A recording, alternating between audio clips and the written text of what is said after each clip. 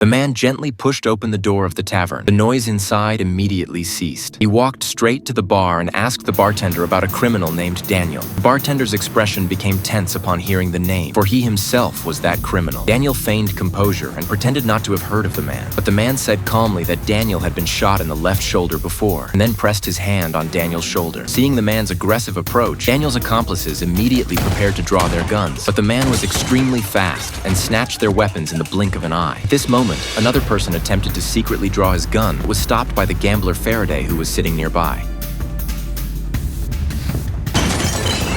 After dealing with everyone, the man didn't leave but asked them to inform the sheriff. However, everyone in the room was so frightened by the scene just now that no one dared to move. Seeing this, the man had no choice but to pretend to draw his gun. Only then did everyone flee in a panic. Soon, the sheriff arrived with his men. The man raised his hands and calmly walked out of the door. He introduced himself to everyone. His name was Sam, a wanted criminal catcher from Kansas, and also a legal sheriff in 7 states, making a living by capturing wanted criminals for the reward. While speaking, Sam took out Daniel's wanted poster and handed it to the sheriff. Meanwhile, Faraday in the room gathered all the money on the table into his arms and then slipped out through the back door.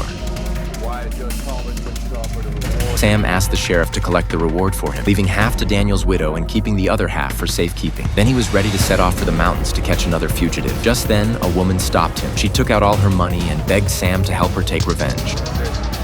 Her name was Emma, and she lived in Rose Creek, 4 kilometers away. A wealthy businessman named Bob hired a group of gunmen and forcibly occupied Rose Creek. Not only did he oppress the residents of the town, but he also plundered all the resources. The townspeople were unarmed and had no power to resist at all. Anyone who dared to question would be beaten black and blue, and everyone was forced to remain silent. Only a man named Matthew stepped forward. He helped up his injured neighbor and angrily demanded of Bob why he had done this. Was it for the land? Emma was terrified and desperately tried to persuade him to stop, but it was too late. Bob, expressionless, pulled out a gun and opened fire on the spot. Seeing Matthew knocked down, several residents could no longer hold back and wanted to draw their guns to fight back, but the opponents were in great numbers. Before they could fire, they were quickly knocked down. Bob ordered his men to keep anyone from touching the corpses. He wanted the whole town to know the fate of those who rebelled. Then he set fire to the only church in the town, and the flames lit up the entire night sky.